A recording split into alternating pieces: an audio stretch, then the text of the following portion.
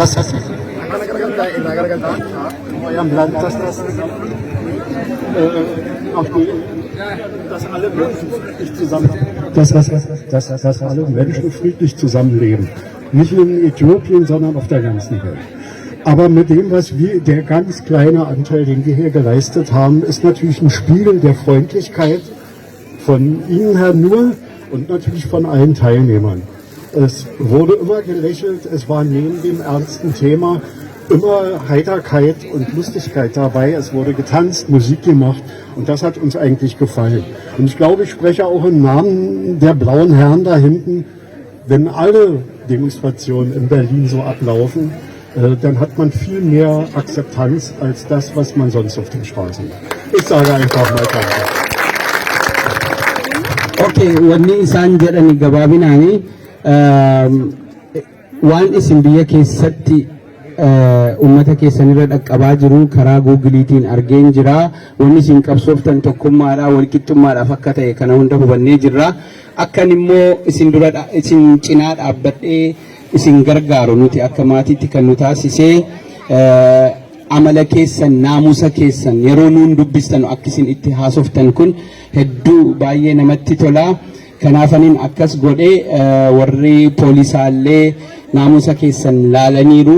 Kun immoo dhageettii akka isin argattanu taasisaa. Wanni isin gootan naamusa kana itti fufaadha gabaabinaani. Sie können auch dazu etwas vielleicht sagen. Okay, die Familie hat uns mit Wasser, maatiin kun bishaanii nu gargaaraniiru. Nutis isaan galateeffachuudhaaf badhaasa qopheessinee jirra. Meetii margaa badhaasa sana nuuf fiddee dhufti harkadhaa.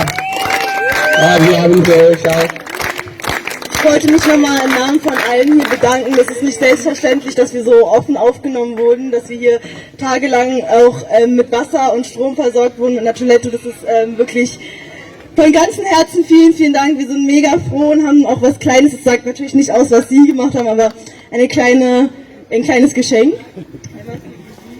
So, danke. Okay,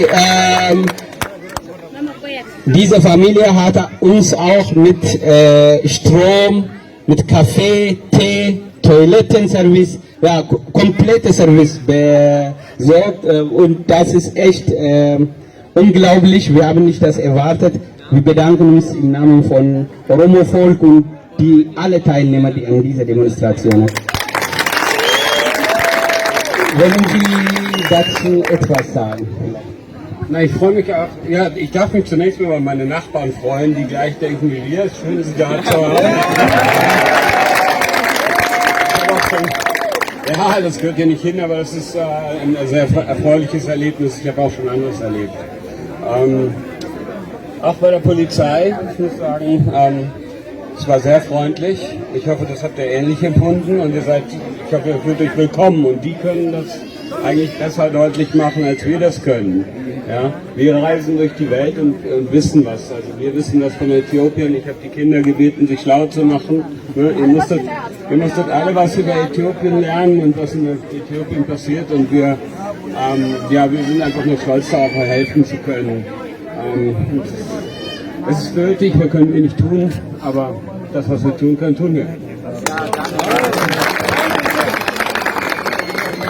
Ich wollte auch nur hinzufügen, es war ein super Beispiel für friedlichen Protest hier. Das ist wirklich ganz wunderbar gelaufen und ich denke, das ist ein gutes Beispiel für andere, wie sie das hier gemacht haben.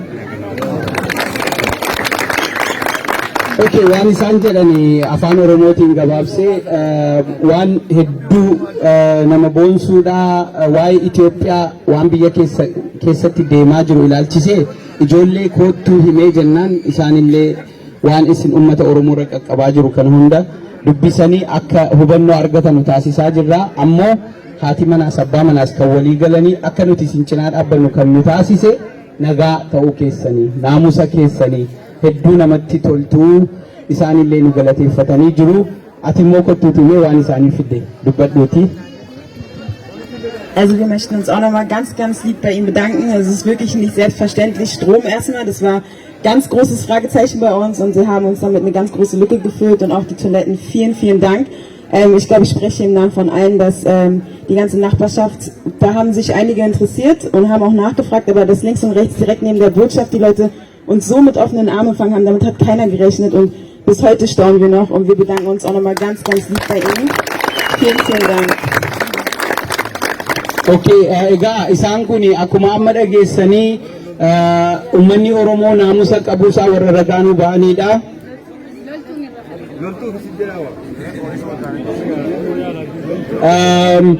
Waan isaan ittiin nu tajaajilaa turan bishaaniin elektirikiidhaan irra deddeebinee dubbannee kana qofa miti naamusa Oromoo ragaa ba'anii. San jechuun maa inni mootummaan naftanyaa biyya keenya keessa uummata ajjeesaa jira, uummata hidhaa jira. Poolisoonni ollaan Oromoodha asitti ragaa ba'eera moo hin baane? Kun injifannoodha moo injifannoo miti? Guyyaa 5 uggurreerra moo hin uggurre mootummaan imbaasii mootummaa naftanyaa? Ollaa wajjin nagaadhaan kunoo sagantaa keenya goolabneerra miti?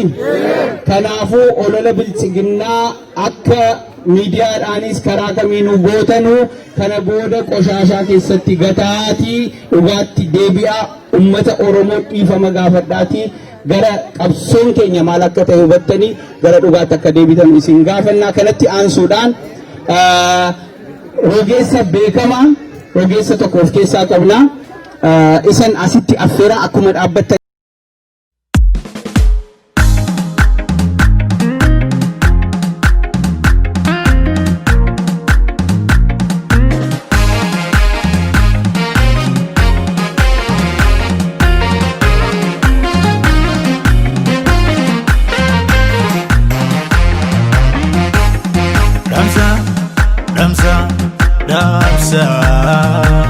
Damsa siifin qabaa anini qalbeeffadhu sabaa milkiin diqqoon qabdoo saba koo kunuu wanta jabaa jabeessaan of qabaa saba koo boruus guyyaa biraa ammas nuufi hafaa lamni koo deemsi karaa dheeraa ammas nuufi hafaa lamni koo deemsi karaa dheeraa ammas nuufi hafaa lamni koo deemsi karaa